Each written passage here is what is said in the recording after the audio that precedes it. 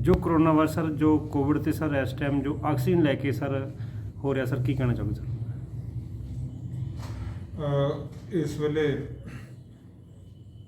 ਕੇਵਲ ਪੰਜਾਬ ਰਾਜ 'ਚ ਨਹੀਂ, ਪੂਰੇ ਦੇਸ਼ ਵਿੱਚ ਜਿਹੜਾ ਹੈ ਕਰੋਨਾ ਦਾ ਜਿਹੜਾ ਹੈਗਾ ਇਹ ਪ੍ਰਕੋਪ ਹੈਗਾ, ਇਹ ਵੱਧ ਗਿਆ ਹੈਗਾ। ਕੇਸਿਸ ਬਹੁਤ ਜ਼ਿਆਦਾ ਆ ਰਹੇ ਨੇ ਔਰ ਆਕਸੀਜਨ ਦੀ ਸਪਲਾਈ, ਆਕਸੀਜਨ ਔਰ ਹੋਰ ਇਸ ਬਿਮਾਰੀ ਤੋਂ ਬਚਾਓ ਕਰਨ ਵਾਸਤੇ ਇੱਕ ਰੈਮਡੈਸਿਵਿਰ ਇੰਜੈਕਸ਼ਨ ਹੈ ਔਰ ਹੋਰ ਜਿਹੜੀਆਂ ਡਰੱਗਸ ਹੈਗੀਆਂ ਉਹਨੂੰ ਲੈ ਕੇ ਬਹੁਤ ਜ਼ਿਆਦਾ ਜਿਹੜੀ ਹੈ ਉਹ ਹੋਰਡਿੰਗ ਔਰ ਕਾਲਾ ਬਾਜ਼ਾਰੀ ਔਰ ਬਲੈਕ ਵਿੱਚ ਜਿਹੜੀਆਂ ਵੇਚੀਆਂ ਜਾ ਰਹੀਆਂ ਨੇ ਡਰੱਗਸ ਔਰ ਆਕਸੀਜਨ ਦੇ ਸਿਲੰਡਰ।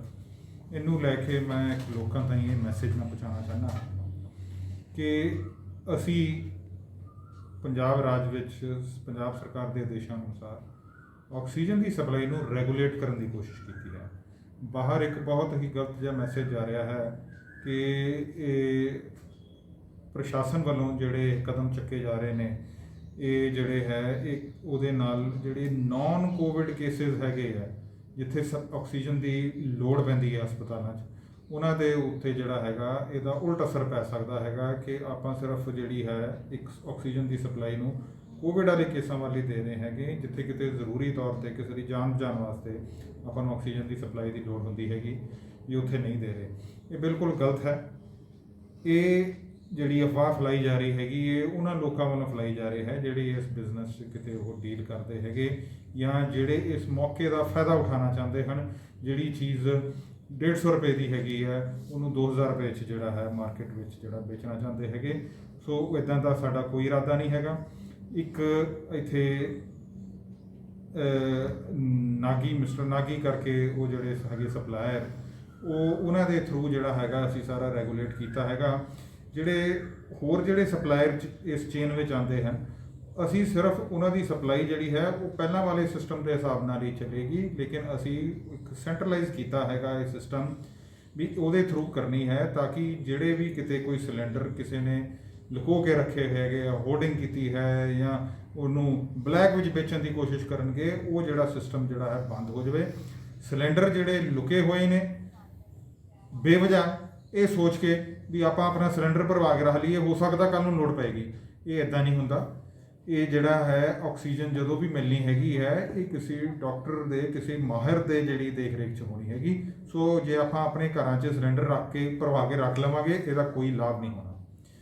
ਲਾਭ ਤੇ ਜਿਹੜਾ ਹੈਗਾ ਇਹ ਹਸਪੀਟਲ ਵਿੱਚ ਜਾ ਕੇ ਔਰ ਡਾਕਟਰਾਂ ਦੀ ਦੇਖ ਰੇਖ ਵਿੱਚ ਹੀ ਜਿਹੜੀ ਹੈ ਇਹ ਹੋ ਸਕਦਾ ਹੈਗਾ।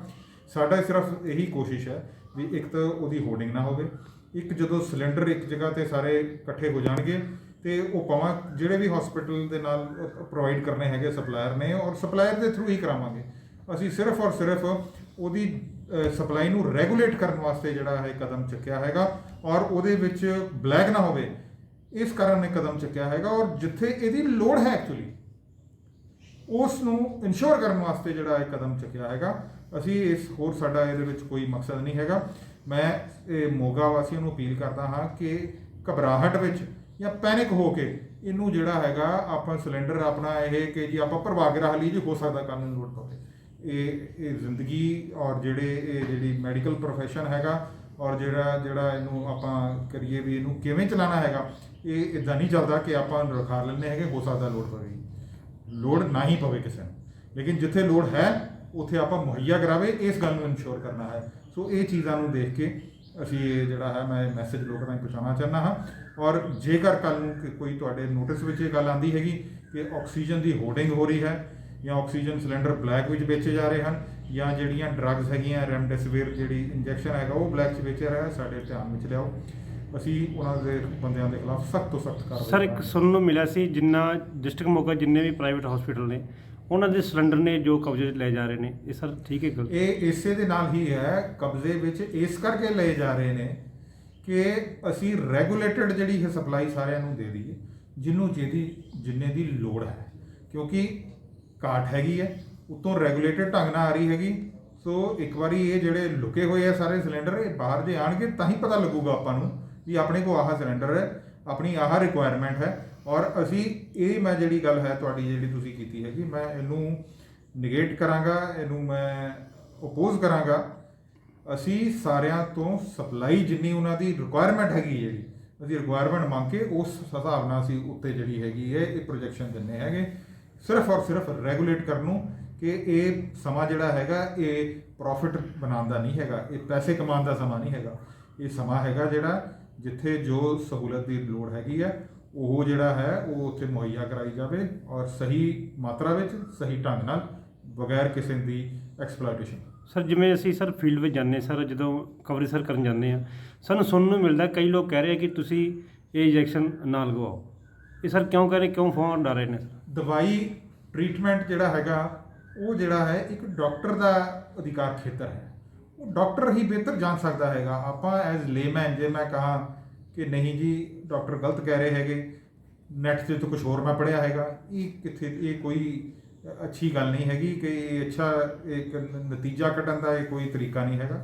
ਜੋ ਜਿਹਦਾ ਕੰਮ ਹੈਗਾ, ਜੋ ਕੰਮ ਡਾਕਟਰ ਦਾ ਹੈਗਾ ਉਹ ਡਾਕਟਰ ਬਿਹਤਰ ਜਾਣਦਾ ਹੈਗਾ, ਔਰ ਜੋ ਕੰਮ ਪ੍ਰਸ਼ਾਸਨ ਦਾ ਹੈਗਾ ਉਹ ਪ੍ਰਸ਼ਾਸਨ ਬਿਹਤਰ ਜਾਣਦਾ ਹੈਗਾ। ਐਜ਼ ਅ ਲੇਮੈਨ ਆਪਾਂ ਇਹ ਗੱਲ ਕਰੀਏ ਵੀ ਮੈਂ WhatsApp 'ਤੇ ਕਿਤੇ ਪੜ੍ਹਿਆ ਸੀ ਜਾਂ ਮੈਂ ਕਿਤੇ ਨੈਟ 'ਤੇ ਪੜ੍ਹਿਆ ਸੀਗਾ, ਇਹਨਾਂ ਗੱਲਾਂ 'ਚ ਬਿਲਕੁਲ ਨਹੀਂ ਜਾਣਾ ਚਾਹੀਦਾ ਹੈਗਾ।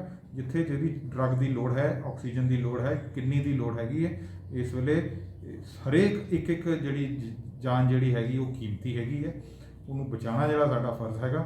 ਉਹਦੇ ਵਿੱਚ ਸਾਰੀ ਜਿਹੜਾ ਹੈਗਾ ਆਪਣਾ ਸਮਾਜ ਦਾ, ਸਾਰੇ ਲੋਕਾਂ ਦਾ ਇਹਦੇ ਵਿੱਚ ਯੋਗਦਾਨ ਦੀ ਲੋੜ ਹੈਗੀ। ਇਸ ਵੇਲੇ ਪ੍ਰੋਫਿਟ ਬਿਲਕੁਲ ਨਹੀਂ ਅਸੀਂ ਕਮਾਉਂਦੇ ਹਾਂ ਕਿਸੇ ਨੂੰ, ਅਸੀਂ ਜਾਨਾਂ ਬਚਾਉਣੀਆਂ ਹੈਗੀਆਂ ਔਰ ਉਹ ਸਾਡਾ ਮੰਤਵ ਜਿਹੜਾ ਇਹੀ ਹੈ। ਸਰ ਅਸੀਂ ਡਿਸਟ੍ਰਿਕਟ ਮੋਗਾ ਦਾ ਸਰ ਸਰਵੇ ਕੀਤਾ ਸੀ ਸਰਕਾਰੀ ਹਸਪੀਟਲਾਂ ਦਾ, ਉਹਨਾਂ ਸਰ ਟੀਮਾਂ ਬਣਾ ਕੇ ਆਪਣੀਆਂ ਚੈਕਿੰਗ ਵਾਸਤੇ ਆਪਣਾ ਟੀਮਾਂ ਸਰ ਲਗਾਈਆਂ ਨੇ। ਹਰੇਕ ਨਾਗਰਿਕ ਨੂੰ ਨਾਲ ਪੁਲਿਸ ਦੀ ਸਹਾਇਤਾ ਨਾਲ ਉਹਨਾਂ ਨੂੰ ਚੈੱਕਅਪ ਸਰ ਕਰ ਰਹੇ ਆ। ਦੇਖੋ ਇਸ ਵੇਲੇ ਜਿਹੜੇ ਵੀ ਸਾਡੇ ਕਿਉਂਕਿ ਜਿੱਥੇ ਹਰ ਇੱਕ ਵਿਅਕਤੀ ਜਿਹੜਾ ਹੈ ਜਿਹੜੀਆਂ ਕ੍ਰੋਨਿਕ ਪ੍ਰੋਬਲਮਸ ਨਾਲ ਜੂਝ ਰਿਹਾ ਹੈਗਾ, ਸੋ ਉਸ ਵੇਲੇ ਲੋੜ ਹੈ ਉਹਨਾਂ 'ਤੇ ਫੋਕਸ ਕਰਨ ਦੀ, ਕਿਉਂਕਿ ਉਹ ਬੰਦਾ ਜਿਹੜੇ ਹੈਗੇ ਆ ਪੇਸ਼ੈਂਟ ਜਿਹੜੇ ਹੈਗੇ ਨੇ ਉਹ ਜ਼ਿਆਦਾ ਪ੍ਰੋਨ ਨੇ ਵੀ ਇਸ ਕੋਵਿਡ ਦਾ ਸ਼ਿਕਾਰ ਹੋਣ ਤੋਂ। ਸੋ ਉਹਨਾਂ ਦਾ ਟਾਈਮ ਬਾਈ ਟਾਈਮ ਥੋੜ੍ਹਾ ਜਿਹਾ ਚੈੱਕਅਪ ਹੁੰਦਾ ਰਹੇ ਤੇ ਉਹ ਬਹੁਤ ਵਧੀਆ ਗੱਲ ਹੈਗੀ। ਬਾਕੀ ਜਿਹੜੀ ਇਹ ਤੁਸੀਂ ਦੂਸਰੀ ਗੱਲ ਕਰ ਰਹੇ ਹੈਗੇ ਹੋ ਕਿ ਜਦੋਂ ਆਪਾਂ ਪੁਲਿਸ ਦੇ ਨਾਲ ਟੀਮਸ ਬਣਾ ਕੇ ਇਹਨਾਂ ਦਾ ਨਾਕੇ ਲਗਾ ਕੇ ਚੈੱਕਅਪ ਕਰਾਇਆ ਸੀਗਾ, ਇਹ ਵੀ ਜ਼ਰੂਰੀ ਹੈ। ਕਿਹੜਾ ਬੰਦਾ ਜਿਹੜਾ ਹੈਗਾ ਉਹ ਕਿਵੇਂ ਇੱਕ ਟਾਈਮ ਬੰਬ ਦੀ ਤਰ੍ਹਾਂ ਤੁਰਿਆ ਫਿਰਦਾ ਹੈਗਾ, ਪੋਜ਼ਿਟਿਵ ਹੋ ਕੇ ਕਈ ਵਾਰੀ ਸਿੰਪਟਮਸ ਨਹੀਂ ਆਉਂਦੇ ਏਸਿਮਪਟੋਮੈਟਿਕ। ਸੋ ਜੇ ਇੱਕ ਵਾਰੀ ਇਹ ਗੱਲ ਦਾ ਪਤਾ ਲੱਗ ਜਾਵੇ ਤੇ ਹੋਰ ਦੂਸਰਿਆਂ ਨੂੰ ਜਿਹੜਾ ਹੈਗਾ ਉਹਦੀ ਇਨਫੈਕਸ਼ਨ ਉਹ ਤੋਂ ਨਾ ਹੋਵੇ, ਉਹਨੂੰ ਨੁਕਸਾਨ ਨਾ ਹੋਵੇ, ਆਪਾਂ ਉਹਨੂੰ ਬਚਾ ਸਕਦੇ ਹਾਂ। ਸੋ ਮੈਂ ਪਹਿਲਾਂ ਵੀ ਬਹੁਤ ਵਾਰ ਵੀਡੀਓਜ਼ 'ਚ ਮੈਂ ਕਹਿੰਦਾ ਰਿਹਾ ਆਪਣੀਆਂ ਰਿਕਾਰਡਿੰਗਸ 'ਚ ਵੀ ਸੈਂਪਲਿੰਗ ਆਪਣਾ ਟੈਸਟ ਕਰਵਾਉਂਦੇ ਰਹੋ। ਜਿੱਦਾਂ ਮੈਂ ਐਜ਼ ਡਿਪਟੀ ਕਮਿਸ਼ਨਰ ਮੈਂ ਲੋਕਾਂ ਨੂੰ ਮਿਲਦਾ ਹਾਂ, ਮੈਨੂੰ ਹਫ਼ਤੇ 'ਚ ਇੱਕ ਵਾਰੀ ਮੈਨੂੰ ਆਪਣਾ ਟੈਸਟ ਕਰਾਉਣ ਦੀ ਲੋੜ ਹੈਗੀ, ਮੈਂ ਕਰਾਵਾਂਗਾ ਜੀ। ਤੇ ਆਪਣੀ ਵੈਕਸੀਨੇਸ਼ਨ ਜਿਹੜੀ ਹੈ ਇਹਨੂੰ ਜ਼ਰੂਰ ਕਰਾਓ। ਇਹਨਾਂ ਦੀ ਗੱਲਾਂ 'ਤੇ ਜੇ ਆਪਾਂ ਧਿਆਨ ਦੇਵਾਂਗੇ ਤੇ ਆਪਾਂ ਬਹੁਤ ਸਾਰੀਆਂ ਜਾਨਾਂ ਜਿਹੜੀਆਂ ਬਚਾ ਸਕਦੇ ਹਾਂ। ਆਪਾਂ ਇਸ ਬਿਮਾਰੀ ਨੂੰ ਨਜਿੱਠਣ ਵਿੱਚ ਔਰ ਇਸ ਬਿਮਾਰੀ ਤੋਂ ਬਾਹਰ ਆਉਣ ਦੇ ਵਿੱਚ ਜਿਹੜਾ ਇਹ ਬਹੁਤ ਸਹਾਈ ਹੋਣਗੇ।